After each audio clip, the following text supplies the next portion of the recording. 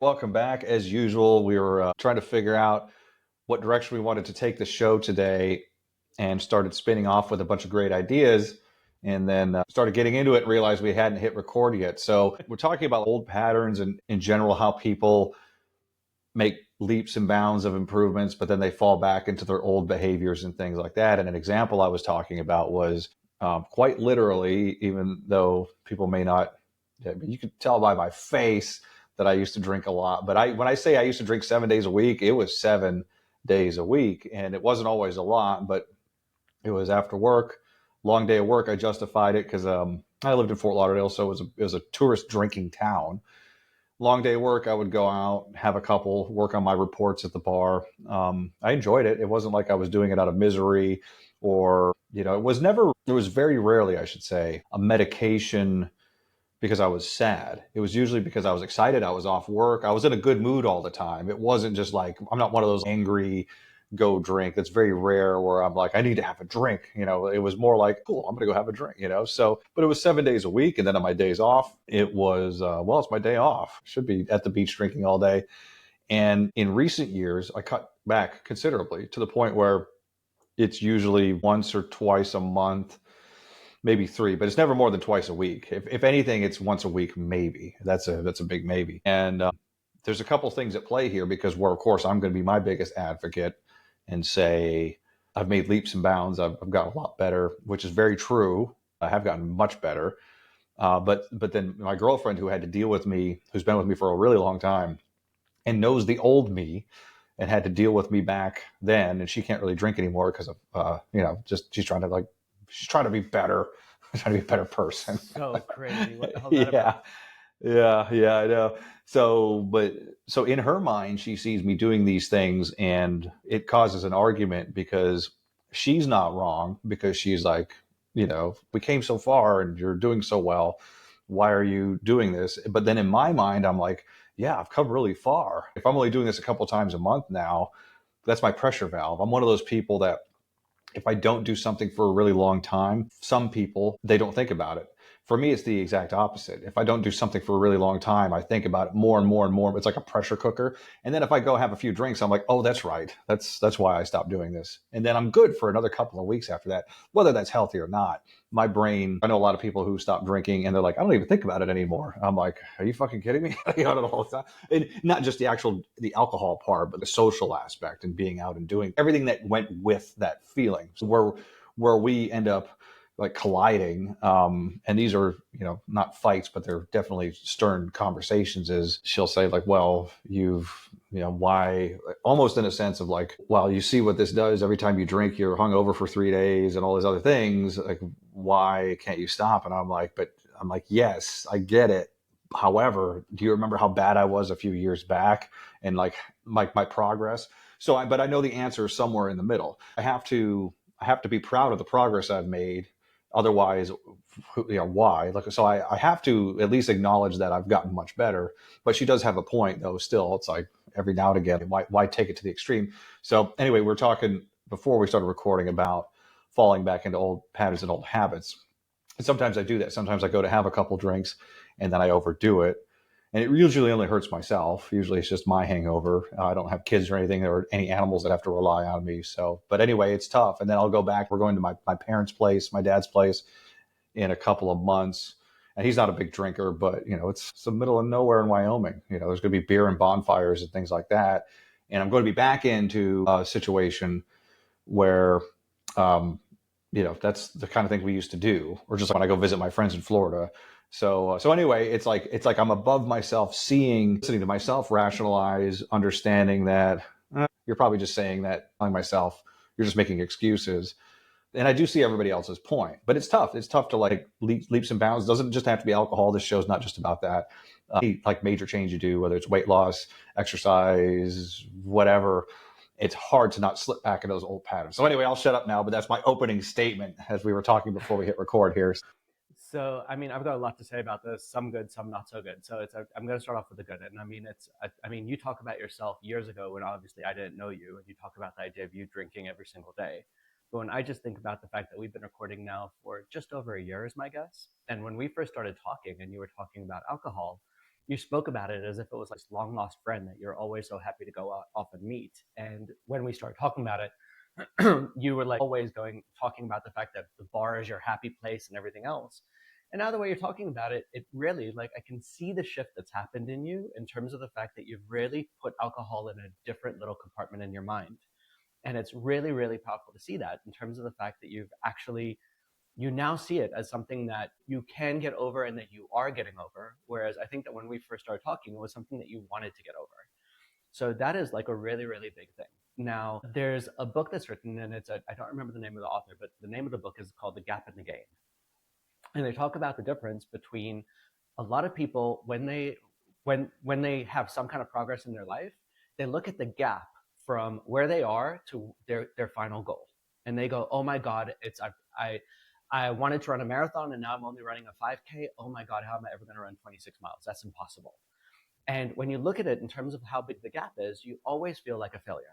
Whereas the basic logic is when you look at people that truly succeed in life, what they do is that they pay attention to their incremental gains. And so the idea is instead of seeing where it is that you want to go, you look at where you've come from. And in terms of what's going on with your girlfriend, it's a very common thing that happens in very many relationships, especially in couples, in terms of the fact that you've already told them what your expectation is. I'm going to stop drinking. And so they've got this picture that they've now created of you. And you sit there going like, but you don't understand. Can't you see how much I've done? And they go, but you made this promise to me that you're going to be this person. And why aren't you that person yet? And so they're looking at the gap, whereas the true measure of success is to look at the gain and realize how far you've come. And so I just want to give you that little bit of commendation in terms of the fact that, like, I can see the amount that you've gained even in just this 1 year. And your girlfriend having been with you for so long, I'm sure that if she were to look at it from the right perspective, she could see how far you've come too. But I also understand when it comes to a couple, it's just one of those things that when a person makes an outward statement saying, this is what I'm going to do, now all of a sudden people have that expectation of you. And when you don't do it, they start categorizing you as a failure. And so that's not necessarily a very healthy way of going about things at all. And so that's the first thing I wanted to say about that. Now, the other thing I wanted to say that's very interesting to me, and I didn't actually realize this until you actually start mentioning it right now, is the idea that that used to look at drinking as something that you have to constantly fight the urge for, or that something that you kind of miss in your life. And so that is actually, like, when you look at the concept of Alcoholics Anonymous, they always say that to be what you call it, non-alcoholic, a person that's in Alcoholics Anonymous, they say it's the same as being a camel. You have to wake up every single day saying, today I'm probably not going to drink.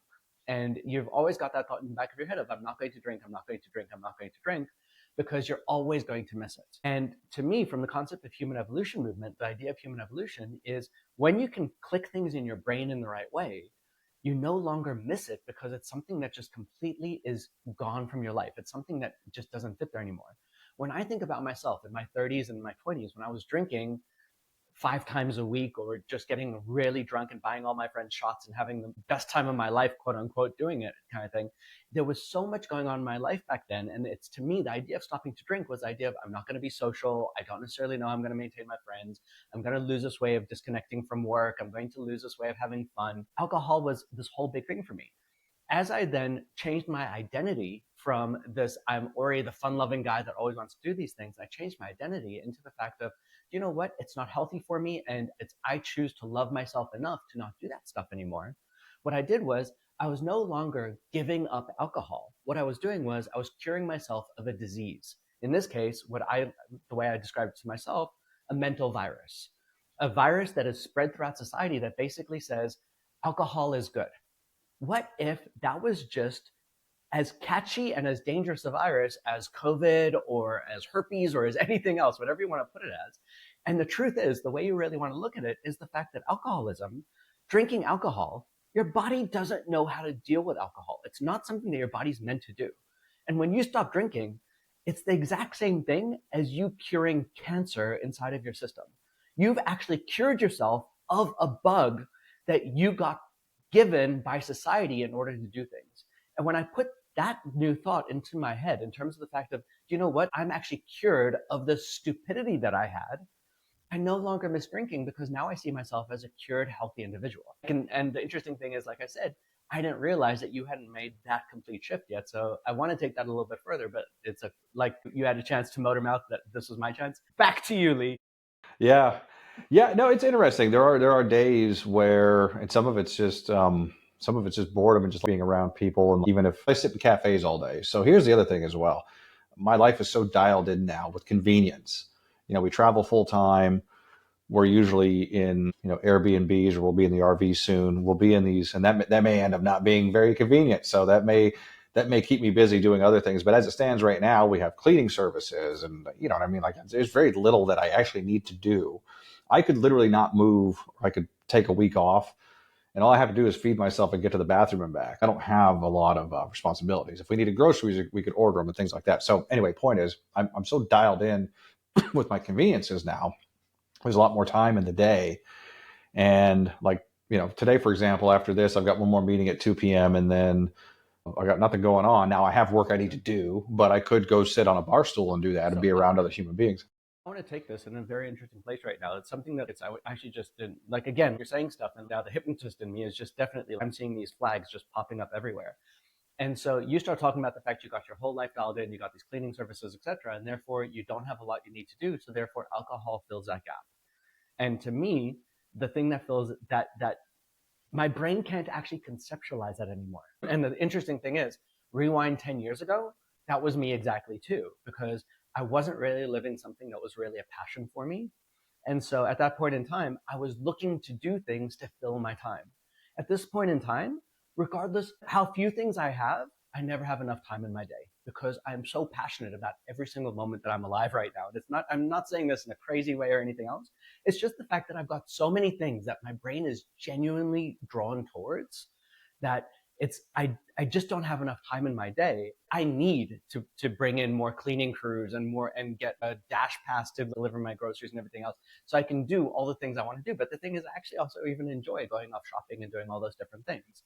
So the interesting question I have for you, and I wasn't planning on taking this directly into a session, but it's really interesting that it's going there, is what is it that you're genuinely passionate about? It's because to me, it feels that possibly you're not genuinely inside of a passion, and therefore you're looking to fill the empty space. And alcohol is obviously one way to do that. I mean, that could be. I mean, most of the jobs I've done over the years, I've really liked, but nothing I was that excited about now, so to speak. What I do now, but again, I have it I'm so organized with it now that it still doesn't fill. And of course, there's a whole other tangent we can get on about AI and how things are getting more and more streamlined and easier to do. It's also taking a lot of jobs and everything else. Some of it is that, though, what you just mentioned, just having, you know, because okay, for example, I exercise a couple times a day, and especially at my age now, we can't just be working. I can't be doing 2-a-days every single day. It's just not good for me. Mm-hmm. So I'm like, well, there's that, but that only takes less than an hour. So that's off. Okay. Cross that off the list. So yeah, you're just looking in terms of like, oh boy, what do I fill the afternoon with? Well, some of that is writing. And I have been putting off finishing my fiction novel. Then, of course, you look at so here's my thought on that. And this is something that I toss around in my head every single day. As I take my drink, I'm so excited to hear it. Yeah, it's like, do I continue with that, knowing that AI is going to get better and better and better? This is like, but just going back to your point. Please going back to your point about I've already got my answer for you. So okay, good. Yeah. Part of me is like, well, just do it anyway because you know you love writing. Even if nobody ever reads it, you should be doing it anyway. And the other part of me is like, why are you wasting your time? Like AI is going to, by the time this thing gets finished and you self-publish or however you go about it, it's going to be irrelevant anyway, which may or may not be true. But that's the thing that most writers face anyway. They work on something for a year, So I do recognize that. Well, so what? Just do it. And then see what happens, even though writers and creatives may become irrelevant over the next, could be sooner than we think, actually. I want to say 5 years, but honestly, exponentially. My logic is that they've already become pretty irrelevant. Yeah, that's true. Very, very true. So there is that. It's like, years ago, it was hard enough for me to sit down and actually do it. And now it's like, but that said, I do recognize that maybe just the act of doing it. And again, that may not fill the entire day. So, but that's literally the problem is filling hours in the day of things that are like exciting enough, thrilling enough. Here's the other thing that came up over the last couple of weeks that I hadn't really considered until recently, even though it's glaring, is the amount of adrenaline and things I used to do like on a daily basis. Like most of my old jobs were fairly dangerous, between the military and then the law enforcement and then Very. the Let's private be honest. sector. Very. There were times, there were days where there would be life and death things happening, measurable, very close to serious bodily harm or death things happening to me and everybody around me before breakfast. Like we would go do dangerous things. That's how you, like the government, if you're going to go raid somebody's house that has an arrest warrant, for example, you do it first thing in the morning while hopefully they're still asleep. So like, every morning in Fort Lauderdale, for example, 5 days a week, we've got guns pointed at us, and we've got guns pointed at somebody else, and then we go to Einstein Bagels and eat breakfast. So quite literally every day, the adrenaline in that particular job. Then there's other careers, and the private investigative world was hairy there too. And I hadn't really considered it until a few days ago. I'm like, I'm not an adrenaline junkie, but man, has my life changed from going to having that much stimuli, whatever the plural is, but just having that constant and I'm not saying that's good stress to have, but I'm saying I was just running so hard and high with crazy dangerous things all the time. And now it's just like, well, I might drop my laptop on my toe.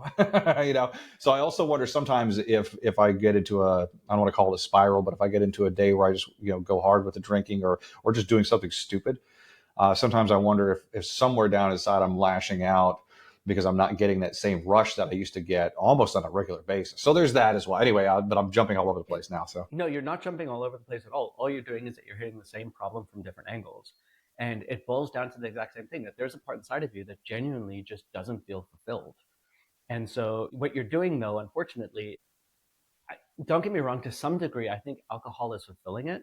But I think a possibly bigger thing is alcohol is numbing the lack of fulfillment, which is a very common thing with alcohol. It's just like, I don't have anything to do. Let me just go drink. It's not that drinking is so amazing, and the reason why I feel like it's slightly fulfilling it is because I think that one part of your fulfillment is liking fixing problems. And one of your easiest ways to do that is to create your own problems by actually giving yourself all this shit of like, do you know what? Like, what if my body has a few extra problems that I would have to deal with? What if I got into an extra fight with my girlfriend? What if I messed up on this deadline and then all of a sudden I had to rush on it? Because there's a part inside of you that's an adrenaline junkie that's genuinely looking for that rush of adrenaline of fixing the problem. And as long as that part inside of you stays alive, stays in that way, what you're doing is you're coming up with ways to basically sabotage things in tiny little ways to create the adrenaline, because the part inside of you is sitting there going like, that's the thing that I enjoy. It's the example that I'll take you with is like, I mean, it's for me, like one of my big moments in my life was 2019 when I decided to just basically leave a whole corporate world behind for a long period of time. And I went up to Bali for 6 months. And I remember waking up in Bali and every single morning waking up at 7 a.m. going like, what am I going to do right now? And having to actually talk that nervous little kid inside of my head and sit there saying, do you know what you're going to do right now? You're going to go get a massage. All you're going to do. And then you're going to go and you're going to eat that really delicious fruit, and you're going to have that really wonderful organic salmon or tuna that they've got at that one restaurant that you love so much. And then I would go and I'd do that, whatever it was. And then 1 o'clock would come and the kid would stand up and go, what am I going to do now? And I was like, you're going to go for a second fucking massage. That's what you're going to do right now. And I had to basically, and it took me a month of genuinely telling that kid over and over again, you are safe, you are comfortable, you don't need to rush through everything in your life. And once the kid finally realized that he didn't have to go absolutely crazy at every moment in order to feel fulfilled, what happened was he got a chance to calm down. And then I got a chance to actually create wonderful things in my life that actually led towards much of human evolution in terms of actually starting to actually question myself in terms of what is it that really would make me happy in my life. And the most interesting thing that I can tell you, and I said it earlier, is like my life every single day. I can't say that I'm 110 out of 100 in terms of passion, but every single day I wake up and I'm excited about the day. And when I go to sleep, my brain is still playing around with like, what am I going to be doing next? Because I just don't have enough hours in the day. But the thing is, it's because that kid inside of me isn't looking for the crazy adrenaline rush, in which case I would be bored. I found myself my quote unquote passion projects that I do over and over again. And when a passion project dies, I replace it. And as I do that, I start really just having all this wonderful sense of creativity in my life, all this wonderful juice in my life in terms of fun and things I actually really, really enjoy doing. And so you talk about AI, and I actually want to take that to an interesting question, just kind of a thought experiment that I believe has a 50% chance of possibly happening. So in the utopian vision of AI, think about it. They're creating humanoid robots. They're creating AI that's becoming smarter than PhD level people over and over again. They're creating AI that can figure out medicine, that can figure out genetic engineering, that can figure out manufacturing problems better than anyone else. And then you've still got robots that can do that work for you. If you just go ahead and you extend that over the course of whether it be 5 years or 50 years, however long that is, at some point in time, you're going to have computers capable of doing every single job human beings can do. There's not a single job that AI won't be able to do. At that point in time, the idea of you writing articles in order for you to actually connect with people, or the idea of you writing a book in order to get your thoughts out, if it's the idea of I need to do this because I need to be productive, you've lost that game. You won't be able to do it better than a machine with a pen or AI that's just working on a word processing program.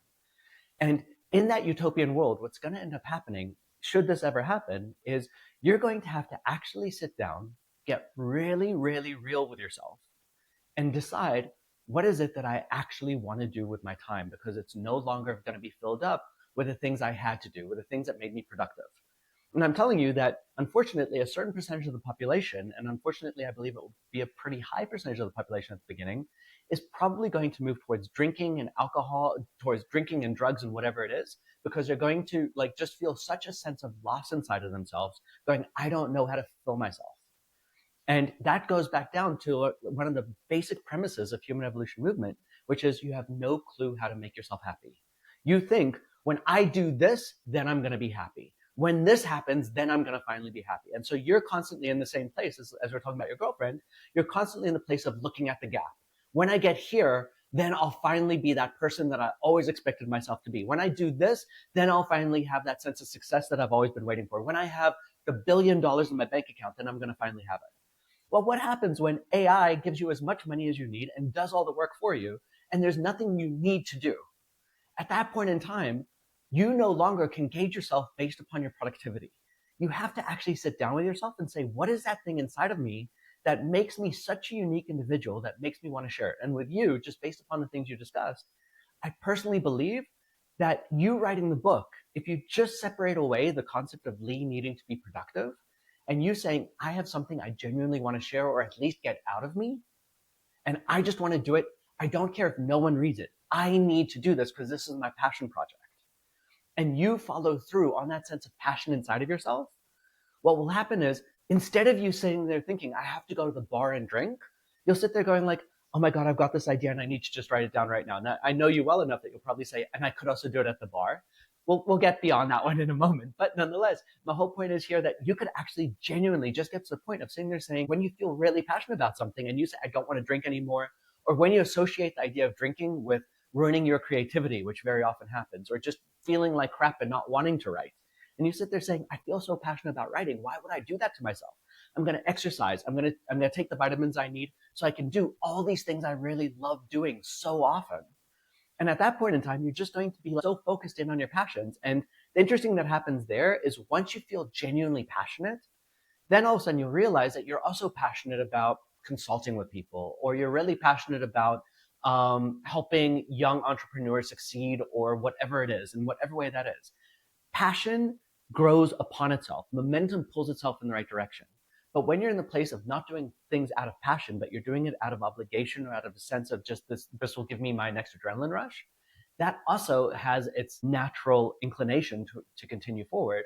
And what happens there is you're just going to go into a place of sitting there going like, how am I going to get my next adrenaline rush? I'm just going to sabotage something in my life. The good thing is I have a PhD in drinking and going to the bars. And what I mean by that is I know that as soon as I have maybe a beer and a half, I really can't do anything anymore. Like, I do very, very menial things.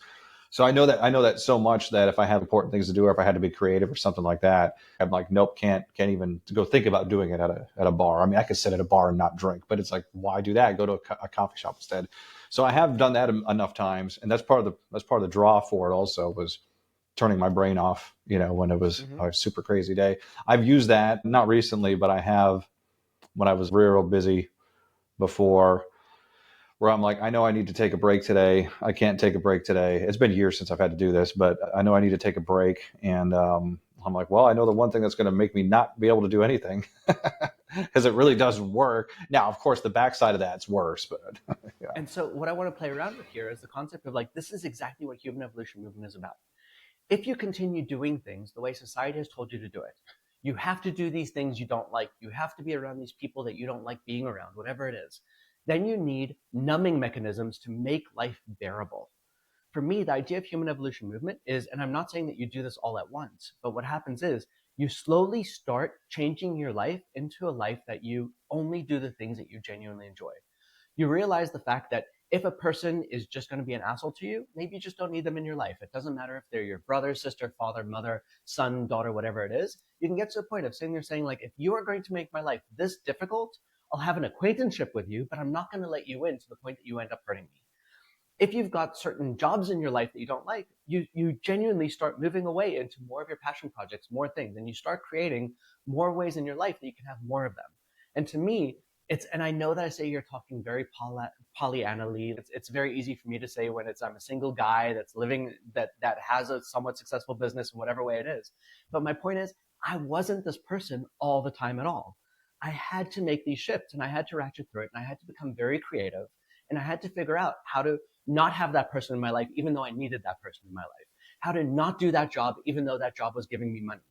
And I had to slowly ratchet through it. And the more I started trusting in myself, and the more I started trusting in the fact that things would work out right for me, that I'm too smart to fail for too long, what happened was I started genuinely moving those things out of my life. And then what happened was human evolution movement, the momentum of that started moving forward into the fact that like I genuinely just started enjoying every moment of every single day. And I'm not looking to do things to numb myself out. I completely get it. If you're not enjoying your life, alcohol is the perfect way to numb out the discontent. My logic is, why can't you just get to the point that you don't need to numb out life because you actually genuinely love life and have a passion there? You know what I've done recently that's kind of helped. I mean, aside from the occasional drinking, that's a whole separate thing. But what I've done, and on a daily basis, that's actually helped is because I'm always looking ahead to like, like I'm just like everybody else for 90% of the population. It's like, what needs to be done tomorrow? What needs to be done later? Things are going to be more fun. And we have this going on now because we move every 90 days, give or take. And we're going to have the big move coming up next week. And like, oh, things will be great when we get to Austin. And it will be. But you know what I mean? We're always like, there's always the next thing. It's never just sit where you're at and enjoy where you're at, kind of thing. And what I've been trying to do lately, like I probably just started 3-4 days ago, even though this is super obvious, is I'm just taking every day I'm taking every day in hour-long increments, but not because I'm like miserable or struggling through the day, but it's like because that's what I'll do. I'll start an exercise. I'll start doing yoga, which I hate, but that means I need to do it because I'm not good at it. So like it's hard for me. Some people could do yoga all day and they get a lot out of it, but like me, I'm miserable. I'm shaking because I'm not very flexible and I'm heavy. So like I'm miserable. Now I can go to the gym and deadlift and bench press a lot of weight, and that's not that big of a deal for me. I mean, I'm not trying to sound like an idiot, but you know what I mean? Those things are easy for me. Yoga, on the other hand, I fucking come to tears doing that stuff. And I do, it's hard. So, but I'll start a yoga workout and then I'll want to quit 5 minutes in, not just because it's hard, but because I'm like, I got just 6 new messages that just came in. So what I'm trying to do is 1 hour at a time. You'll get to these next. And that's actually been working in a sense, but also helps me be more present in whatever. Because if I let my brain go about all the things I need to do this afternoon and then later tonight, it's almost paralyzing. But to your point about enjoying your day, not just worried about what's going to happen next, not just struggling through things, and actually, okay, this is fun, reminding myself of all the stuff, basically all the things that people have or people should do all the time. It's such a work in progress, man. There's never any end to it, which I guess is also. That's also okay. At least there's always work to be done. Like, what's that thing? Did you really think you were going to wake up one morning and And all be your done. problems were going to be gone, so yeah, no, it's interesting, especially when you start talking about the future that we're headed for, which will happen in our lifetimes, if not 18 months from now, where people are really going to have to really think about what their purpose in life, what they want to do, and what kind of weird shit people are going to fall into. So anyway, not to skip ahead on that, but yeah, it's tough, but I'm always trying something new. I mean, aside from just, with the conversations we have here about like, oh, I should try this, I should try that. Like, what can I do to be more present and actually enjoy it, and not just look at my to-do list in a constant state of tension, and then hurry up and go to bed just to start off and do the same thing tomorrow morning. So, but my last point on writing, though, I'm reminded of this, and again, I've been lazy with it, but Tim Ferriss is writing his fiction. The He started Notebook. writing it, The Cock Punch, whatever it's. Oh, that one. It's like Okay, the yes. cock punch. Yeah, it's about a rooster and a bunch of. It's weird, but on one of his shows, he made a good point. He was like, "This may never sell. I mean, it probably will because it's him." He said, "This may never sell, and it might totally suck." But he was telling somebody else on the show how better his days were, just that he was writing it. This was before publication. He said, "It's just I couldn't believe writing something fiction over here." He said made every part of his day better. So I haven't taken that advice yet, but after our talk today, I think I need to sit down and do it. So I have all these good voices in my ear. I've always got you, and I've got all these people, and all even my own thoughts are like, yeah, you should really do that. Yeah, here I am, and not doing But I it want, yet, right? but I want you and I want every single one of our listeners right now to just hear this statement for how clear and logical it is. You have zero clue how to make yourself happy. And I want to specifically just really, really drive this point home. You genuinely believe that if you got this book published and you got on the New York Times bestseller list, you would be happy. And the fact of the matter is, you would possibly be happy for the 3 months after that happened. But the thing is, if you don't enjoy the process of writing the book and you're forcing yourself to do it, and you have to go to the bar and force yourself to do it, and you don't really want to write whatever it is, you create the emotional home of feeling kind of like agitated and annoyed and having to do it, whatever it is. And then what happens is you get on the New York Times bestseller list, and you've already wired into your neurology the concept of feeling annoyed and agitated and not really comfortable with yourself, whatever it is. And within the next 3 months, you're going to find out a new way to feel annoyed and agitated, going like, oh, fuck, now I've got to write the next bestseller book. And now people have such high expectations of me, and it's so crap, blah, blah, blah, blah, blah. The fact of the matter is, and it's back to that concept of atomic habits or habits whatsoever. Just as much as a habit of going to the gym every single day, your feelings and your thoughts are habits too.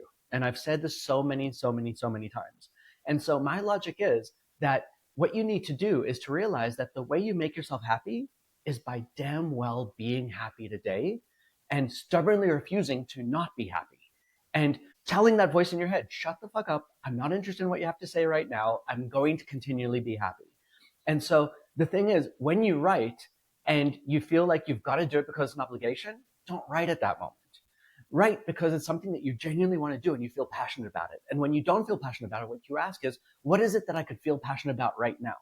Or you play around with the voice in your head. You go, why is it I'm not feeling passionate? Oh, because I think it's a job and I've wired myself to not enjoy work. Well, it's time to talk to that little voice in your head and tell it to shut the F up. It's I get to do this. But the more you start realizing the fact that you genuinely, right now, while writing the book, can actually be happy, and that you don't need to have this outcome in order to finally get there, is when you can actually completely flip the script and get a chance to be happy today. And that will last because that will be the habit you create for yourself. And that's Tim Ferriss saying it just in a different way. He sits there saying, maybe it will sell, maybe it won't sell. I don't know. I'm really enjoying writing it. That is the formula for success. Enjoy what you're doing. And if you don't do it, find a way to enjoy it. I think that's my missing piece. I know it won't apply to everybody, but reminds me of, here we pulling all these quotes and talking about other people. The magic is behind the thing that we're not doing. I forget, I'm butchering that a little bit. Meaning everybody has their thing in life that they're like, they really want to do. They know they can feel that they should be doing it. Even if you don't know what it is yet, you just feel like there's something out there. And it's it's like the last thing you get to every day. Like, oh, I'll start that tomorrow. I just got to get rid of all of these other things first. And maybe that's it. Maybe I need to start. Maybe that's something that needs to be prioritized first thing in the morning, or time blocked off. Because just like most people, especially when it comes to knowledge work, whatever they call it, remote work, it's real easy. And this isn't a show about that, but there are a lot of people. Like this, I love this. But it's tough because you know how it is. If you work from home, we're responsible for but we don't always necessarily clock in and out at whatever time, because you're never really off, even if you really try to be. I have all my work apps on my phone, but I'm pretty good now about, I'll look at something to make sure it's not an emergency. and then I'll bookmark it for later, if it's something I need to get to. That took a long time to get to this point. So, but it sounds like what I need to do in my instance is just block time and just do it. That's the only thing I'm doing. Look, fuck, maybe I do it for a week and I don't like it, but And how would that's I very know? possible. It is very, very Yeah. possible, but you got to genuinely go into it. But like like if you were my client, and to some degree, I guess you are in this way. It's the homework I would give you is genuinely for the next 2 to 10 days, however long that takes. Don't write. Do not write at all. Sit down with yourself and force yourself to actually genuinely think through what would happiness look like for me, and then begin. It's Simon Sinek has it. I think he wrote a book about it. Start with why. Figure out what it is that you genuinely want to have. And so you say, I want to genuinely feel passion in my life. And when you figure out what that feels like, what that's about, then you do it. Because the way you were saying it earlier, I want people to, if you're up for it, rewind this and say it. You go, what I need to do now is I need to sit down and I need to write. With that kind of energy, with that kind of mindset, you're not going to enjoy it, right? Whereas if you actually sit back and say, what is it that I'm really looking to do? You know what? I feel so creative when I'm sitting there on the keyboard and I'm coming up with this really awesome story. And I love that creativity just welling through my system and just feeling absolutely wonderful. And then you go, do you know what? Like, what I'm going to do is I'm just going to come up with this cool little system where, like, and again, for me, it's all about AI right now, as you know. Maybe I'm just going to have a back and forth chat GPT and come up with a really cool thing to do. And next thing you know, it's 4 a.m., you've been awake for the whole night, and you've had this crazy sense of productivity and joy of playing around with something. And when you go to sleep, your brain doesn't switch off that one night because it's excited about getting a chance to play around with it tomorrow and coming up with something new. That is where the juice of life lay. It's not in the fact of I've got to write tomorrow because if I just do it, I'm going to get around to it. That is not human evolution movement. That is living within society and trying to find passion. Human evolution movement is when you genuinely say, I don't know how to hold my passion in because there's so much inside of me that's ready to burst. And I can see that inside of you. And I know that, and I actually, like, I've known you well enough, off camera so much more, that I know how many different things in your life you genuinely are passionate about. But what you need to do is you need to actually sit down for like however long it is, 5 days, 10 days, whatever it is, and get in touch with Lee and see what the hell Lee actually wants to have in this world that would make him smile every single freaking day. And that is what you create. And it's not a matter of when I create my book, then I'll be happy. It's a matter of how do I end up being happy today? Yeah. Well, I think I know the answer to that because when I have written in the past, I think I got up to like words on an old document. This was years ago. I was so into it, just hours flew by, and it's like a natural high. It really was. It was very strange, actually. It was one of the only things I've ever done aside from drinking and drugs. And it was like, but it felt really, really good the entire time. And I was like, I just couldn't stop. I'm like, oh my God, I have another idea. And I was holding all these. It also exercises my brain because I hold all the characters in my head moving around. So, and again, this applies to other things in life other than writing. And I think some of the biggest hang up I have now, just getting started, is when I look at the course of my day, because everything, money is important. So I'm looking at how many tasks do I have to complete that I can bill for, of course. And then when I look at the other thing, I could spend 2 hours doing this. I mean, arguably, same thing with exercise. I could work during that time, but I need to take care of myself. So maybe I'm not paying enough attention to my mental health. I should be writing because I know it's going to make me happy, and then do the billable stuff because that really is a lot of people's issues these days. I'm like, well, I have to make money now. How much money do I need to make? That's But I want to take this from another level. Like, it's, if you pay attention to how our conversation started, was a matter of like, oh, I'm going to go to the bar and drink. And my point is, even if you just take that little bit of time and say, instead of drinking, I'm going to actually just feed my soul. Instead of like just feeding my gut and feeding my desire for alcohol, I'm going to feed my soul. You do something completely different. And so, like, that's my point. Like, I'm not sitting here telling you write 24/7, 365 because you're going to start hating it. I'm telling you, find the gaps and jump into the passion and then stop. And then do whatever the hell else you want. You want to go to the bar, go to the bar. But what will happen is when you start feeding your passion, it becomes a really, really, really hungry beast. And it is not going to let you stop. And it's going to feel absolutely wonderful. maybe that's the answer. Maybe I need to hold myself accountable, and by doing so, I mean doing it on this show of saying because I'm ready to go. I'm ready to write. I even have the software downloaded that I'm going to use, and I've gone through it. I've done all the procrastination things. So I don't, like you were saying, like some time to reflect. I'm like, well, I already know that. I don't know what the Okay. answer is there. So maybe that's what I need to do. Maybe by the next time we record one of these, I have to have it at least, not forcibly, but at least taken some time to write a few things and say, hey, I did this for 3 days in a row. This was the net. This was the outcome, positive, negative, or just, you know, Yeah. whatever. And play around with it in whatever way that's fun for you. Like, I mean, maybe for you it will be a matter of going for a walk and talking into like your phone and then transcribing it. Like, play around with the ways that you can make it into really, really enjoyable for you at first. But there is going to be that concept of the hardest place to to move first is getting started, right? Like, I Mm-hmm. mean, at the beginning, you just have all the momentum in the opposite direction. You've got every single thing Yeah. in your head sitting there going like, I've got to get this job done, and we've got to get the RV over to Austin, and we've got to do this, and we've got to do that, and everything else is going on. All this momentum is pulling you back in the wrong direction. And Mm-hmm. so that first step is going to be a bit difficult. And that's why I said, do whatever it is to remind yourself of the passion that it's about. And then the one thing I will say is, and however much I talk about passion, I also want to comment about one thing. So there's a book written, the guy's got a Russian name, and I'm not going to, Mikhail something, but the name of the book is called Flow. And what he did was he researched people that were in the flow state, the athletes that just are just completely capable of doing the most amazing things. The writers are just writing for like 18 hours a day and can't stop doing it.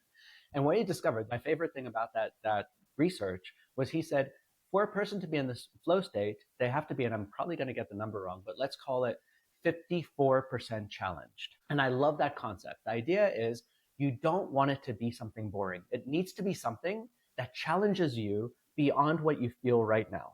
You have to get to a point that you feel like, oh gosh, I don't really know how I'm going to get to that next step, because that is the growth aspect that human beings actually need in order to actually want to get to the next level. And so right now, play around with that idea of challenge for yourself, and play around with the idea of like, so, but it's not being 80% challenge. It's not sitting there saying like, I've got to finish the book next week. It's a matter of giving yourself 54% challenge. How do I just add some more writing into my life right now, even though my life just doesn't allow for it?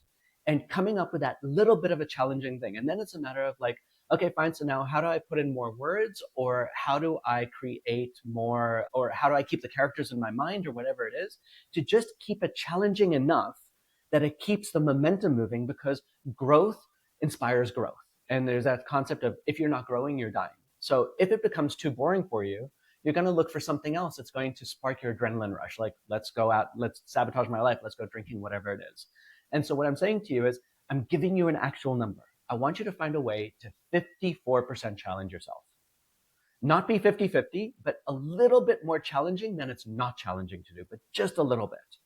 And you'll find that you're going to find your sweet spot where you actually enjoy doing these things because you're actually solving problems, which I know for you is a big thing in your life. You love the idea of solving problems. Yeah, I complain about it and I cuss people out on a daily basis, but I really do like it. I worked for when I had my government job there towards the end. I had 74 people that reported to me of all from all walks of life, all different problems, families, single people, just all different types of personalities. And I used to complain all the time, and I talked a lot of shit because that was the kind of job where you could.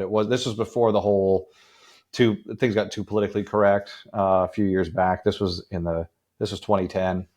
2011. So you could still curse in the office and say rude things, and it wasn't that big of a deal.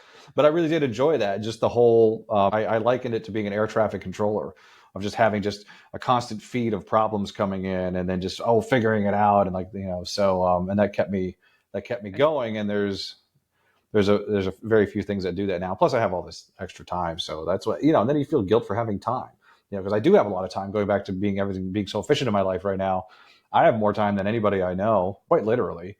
If I really needed to, I could probably get done with everything I need to do on any given day, maybe in 2 hours, if I really, really wanted to, and then have the whole day to shouldn't I be doing something? And I know it goes, we talked about this before, where it's like, if you have all day off, fucking take the day off, yeah, but it's it's hard. but that idea of guilt and productivity debt, like we discussed that in a previous call, in a previous session too.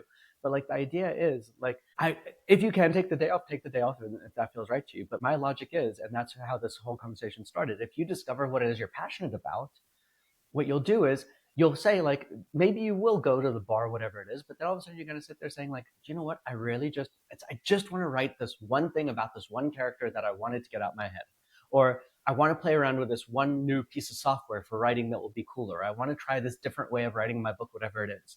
And your passion is going to start pulling you forward. And before you know it, your day has just flown by and you actually managed to fill it up with stuff you enjoyed. And that's when your passion starts filling up your time.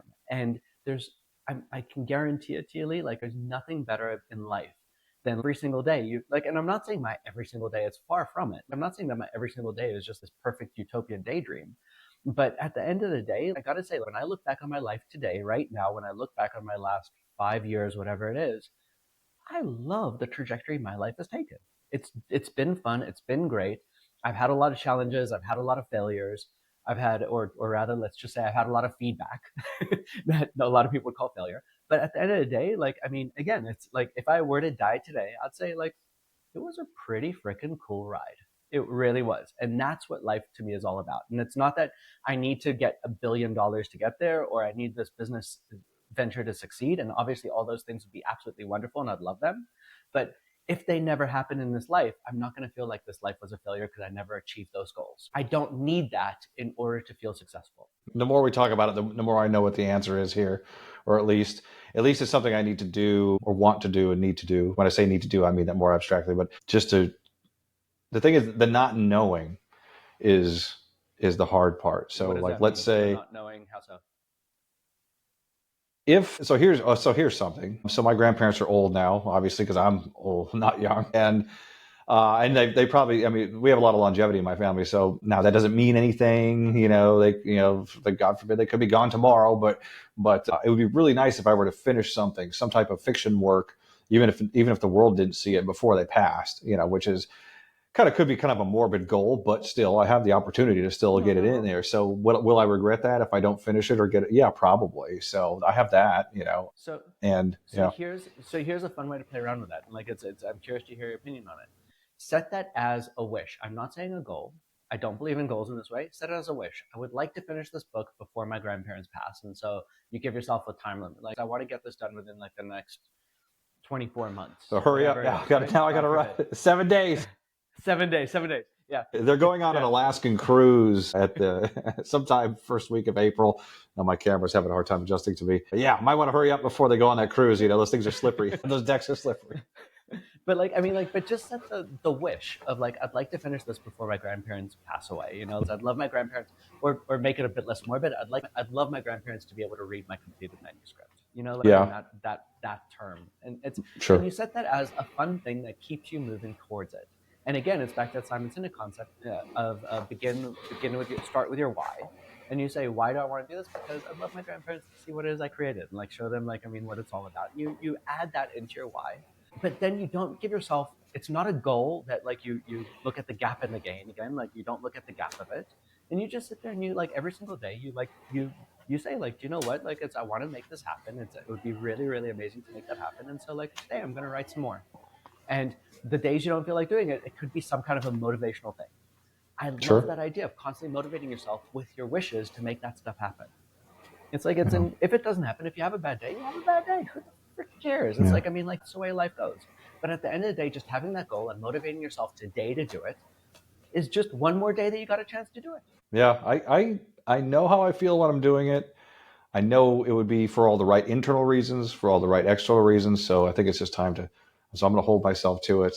Man, we talked for another hour about this stuff here. I've got not that the viewers or listeners need to know this, but my conference room reservation here is about to come up here in a few minutes. So I'm probably going to get kicked out by somebody. The next time you all see me, I'll be in an RV. It'll be very white trash. I'm actually going to be in a not trailer park, a RV park near where Ori used to live in Austin. Matthew McConaughey used to live there in that park, I'm told. It could be bullshit. Seems like the kind of place he would be in an Airstream camper. It's right there in downtown Austin. So I'll have some new sights and sounds from there. So I know we covered a lot here, and we bounced around a little bit. We started with alcohol and ended with writing. My final thoughts are like, I know that we bounced around, but when it's all said and done, it's like it's so wonderful to me the way that it all actually fits together. The fact that the reason why a person can't get over their issue is because they have no clue how to make themselves happy. And as soon as you know how to make yourself happy, you're no longer fighting against this unknown demon. All you're doing is you're creating the habit of being happy on a regular basis.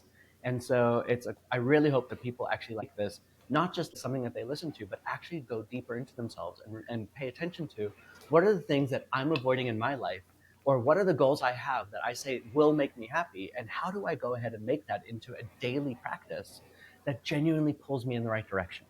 It's because to me, everything that you just said, putting it in the simplest terms possible, is that you sat there saying, I drink because I don't have anything that is more important to me in my life right now. I just don't have any major passions. And as soon as you change that around, to me, I think that it completely changes from drinking as something that I'm fighting myself to not do into like, who the hell needs to drink? And that's where the power is. It's well said. I was going to say, if writing doesn't work, I'm going to try it, and I'm going to come back with a report. Then I guess it's cats after that. I don't know. I guess I get a whole bunch of cats. I don't know. Give me something to do. But yeah, no, and again, my situation, we always go back to alcohol because it's like it's one of my areas of expertise. So, but it applies to anything else.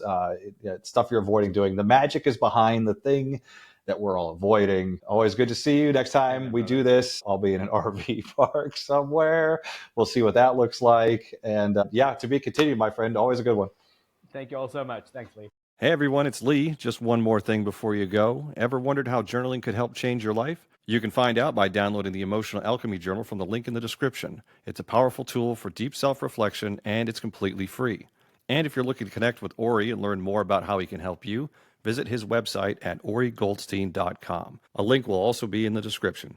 Until next time, keep challenging the chaos within, be a little kinder to yourself, and let's continue to evolve together.